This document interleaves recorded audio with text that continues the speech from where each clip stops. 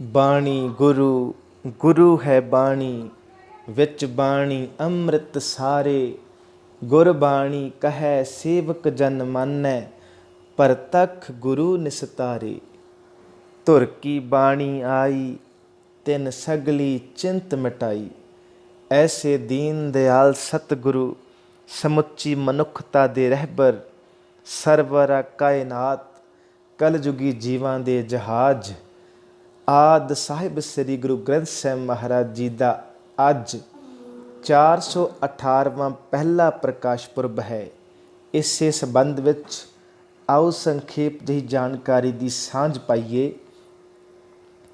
ਸਮੁੱਚੀ ਮਨੁੱਖਤਾ ਦੇ ਕਲਿਆਣ ਤੇ ਭਲੇ ਵਾਸਤੇ ਪੰਚਮ ਪਾਤਸ਼ਾਹ ਸ੍ਰੀ ਗੁਰੂ ਅਰਜਨ ਦੇਵ ਜੀ ਨੇ ਇਸ ਸੰਸਾਰ ਦੀ ਤਪਦੀ ਲੁਕਾਈ ਨੂੰ ਸ਼ਬਦ ਗੁਰੂ ਨਾਲ ਜੋੜਨ ਤੇ ਠੰਡੀ ਠਾਰ ਕਰਨ ਲਈ ਇਲਾਹੀ ਤੇ ਲਸਾਨੀ ਸਾਹਿਬ ਸ੍ਰੀ ਗੁਰੂ ਗ੍ਰੰਥ ਸਾਹਿਬ ਜੀ ਦਾ ਸੰਪਾਦਨ ਕੀਤਾ।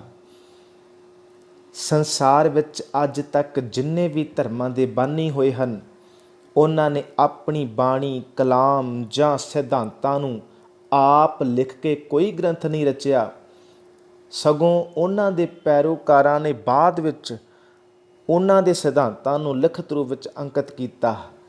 ਪਰ ਇਹ ਮਾਣ ਸਿਰਫ ਤੇ ਸਿਰਫ ਸਿੱਖ ਕੌਮ ਨੂੰ ਹੈ, ਜਿਸ ਦੇ ਪੰਚਮ ਪਾਤਸ਼ਾਹ ਸ੍ਰੀ ਗੁਰੂ ਅਰਜਨ ਦੇਵ ਜੀ ਆਪ ਆਪਣੇ ਹੱਥਾਂ ਦੇ ਨਾਲ ਸਾਰੀ ਬਾਣੀ ਦਾ ਸੰਪਾਦਨ ਕਰਕੇ ਗਏ।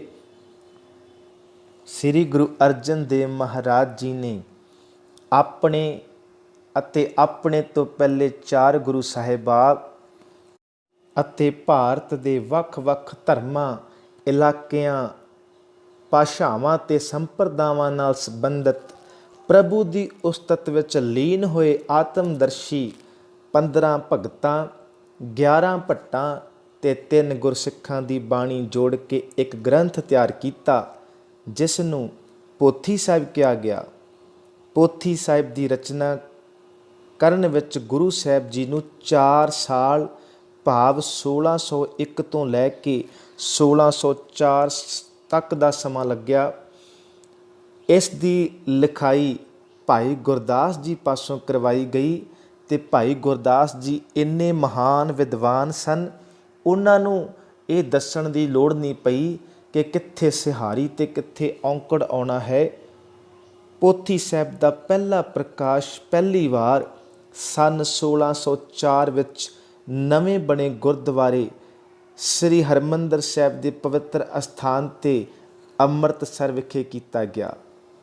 ਬਾਬਾ ਬੁੱਢਾ ਜੀ ਨੂੰ ਇਸ ਦੇ ਪਹਿਲੇ ਹੈੱਡ ਗ੍ਰੰਥੀ ਹੋਣ ਦਾ ਸੁਭਾਗ ਪ੍ਰਾਪਤ ਹੋਇਆ ਤੇ ਉਸ ਸਮੇਂ ਹੁਕਮਨਾਮਾ ਆਇਆ, ਸੂਹੀ ਮਹੱਲਾ ਪੰਜਵਾਂ, ਸੰਤਾਂ ਕੇ ਕਾਰਜ ਆਪ ਖਲੋਇਆ, ਹਰ ਕੰਮ ਕਰਾਵਣ ਆਇਆ ਰਾਮ। ਇਹ ਗੱਲ ਯਾਦ ਰੱਖਣ ਵਾਲੀ ਹੈ ਕਿ ਜਿਸ ਸਮੇਂ ਆਦਿ ਸਾਹਿਬ ਸ੍ਰੀ ਗੁਰੂ ਗ੍ਰੰਥ ਸਾਹਿਬ ਜੀ ਦਾ ਪ੍ਰਕਾਸ਼ ਸ੍ਰੀ ਹਰਿਮੰਦਰ ਸਾਹਿਬ ਵਿਖੇ ਕੀਤਾ ਗਿਆ, ਉਸ ਤੋਂ ਬਾਅਦ ਕਦੇ ਵੀ ਧੰਨ ਗੁਰੂ ਅਰਜਨ ਦੇਵ ਮਹਾਰਾਜ ਜੀ ਨੇ ਆਪਣੇ ਮੁਖਾਰ ਬਿੰਦ ਤੋਂ ਕੋਈ ਅਲੱਗ ਬਾਣੀ ਨਹੀਂ ਉਚਾਰਨ ਕੀਤੀ, ਕਿਉਂਕਿ ਪਾਤਸ਼ਾਹ ਜੀ ਚਾਹੁੰਦੇ ਸੀ ਕਿ ਸਿੱਖਾਂ ਦੇ ਵਿੱਚ ਕੋਈ ਦੁਬਿਧਾ ਨਾ ਪੈ ਜਾਵੇ ਕਿ ਆਦਿ ਸਾਹਿਬ ਸ੍ਰੀ ਗੁਰੂ ਗ੍ਰੰਥ ਸਾਹਿਬ ਦੀ ਬਾਣੀ ਅਲੱਗ ਹੈ ਤੇ ਜਿਹੜੀ ਬਾਣੀ ਗੁਰੂ ਅਰਜਨ ਦੇਵ ਜੀ ਉਚਾਰ ਰਹੇ ਹਨ ਉਹ ਅਲੱਗ ਹੈ। ਇਸ ਲਈ ਪਾਤਸ਼ਾਹ ਜੀ ਨੇ ਜਿੰਨੇ ਵੀ ਉਪਦੇਸ਼ ਸੰਗਤਾਂ ਨੂੰ ਬਖਸ਼ਿਸ਼ ਕੀਤੇ, ਉਹ ਆਦਿ ਸਾਹਿਬ ਸ੍ਰੀ ਗੁਰੂ ਗ੍ਰੰਥ ਸਾਹਿਬ ਜੀ ਦੀ ਬਾਣੀ ਦੇ ਵਿੱਚੋਂ ਕੀਤੇ। ਦੂਸਰੀ ਗੱਲ, ਇੰਨਾ ਵੱਡਾ ਸਤਿਕਾਰ ਗੁਰੂ ਅਰਜਨ ਦੇਵ ਮਹਾਰਾਜ ਜੀ ਬਾਣੀ ਦਾ ਕਰਿਆ ਕਰਦੇ ਸਨ। ਜਿਸ ਦਿਨ ਪਾਤਸ਼ਾਹ ਗੁਰੂ ਗ੍ਰੰਥ ਸਾਹਿਬ ਜੀ ਦਾ ਪ੍ਰਕਾਸ਼ ਹਰਿਮੰਦਰ ਸਾਹਿਬ ਦੇ ਵਿੱਚ ਕਰ ਦਿੱਤਾ, ਉਸ ਦਿਨ ਤੋਂ ਬਾਅਦ ਸੱਚੇ ਪਾਤਸ਼ਾਹ ਜੀ ਆਪਣਾ ਆਸਣ ਜ਼ਮੀਨ 'ਤੇ ਲਾਇਆ ਕਰਦੇ ਸੀ। ਉਪਰੰਤ ਜਦੋਂ 10ਵੇਂ ਪਾਤਸ਼ਾਹ ਜੀ ਦਾ ਸਮਾਂ ਆਇਆ, ਉਹਨਾਂ ਨੇ ਤਖਤ ਸ੍ਰੀ ਦਮਦਮਾ ਸਾਹਿਬ ਵਿਖੇ ਭਾਈ ਮਨੀ ਸਿੰਘ ਜੀ, ਜਿਹੜੇ ਬਾਅਦ ਵਿੱਚ ਮਹਾਨ ਸ਼ਹੀਦ ਹੋਏ, ਉਹਨਾਂ ਪਾਸੋਂ ਸ੍ਰੀ ਗੁਰੂ ਤੇਗ ਬਹਾਦਰ ਮਹਾਰਾਜ ਜੀ ਦੀ ਬਾਣੀ ਦਰਜ ਕਰਕੇ ਸ੍ਰੀ ਗੁਰੂ ਗ੍ਰੰਥ ਸਾਹਿਬ ਜੀ ਦਾ ਨਾਮ ਦਿੱਤਾ ਅਤੇ ਇਸ ਵਿੱਚ ਪੰਥ ਦੇ ਮਹਾਨ ਸ਼ਹੀਦ ਬਾਬਾ ਦੀਪ ਸਿੰਘ ਜੀ ਨੇ ਸਹਾਇਕ ਲਿਖਾਰੀ ਵਜੋਂ ਸੇਵਾ ਨਿਭਾਈ।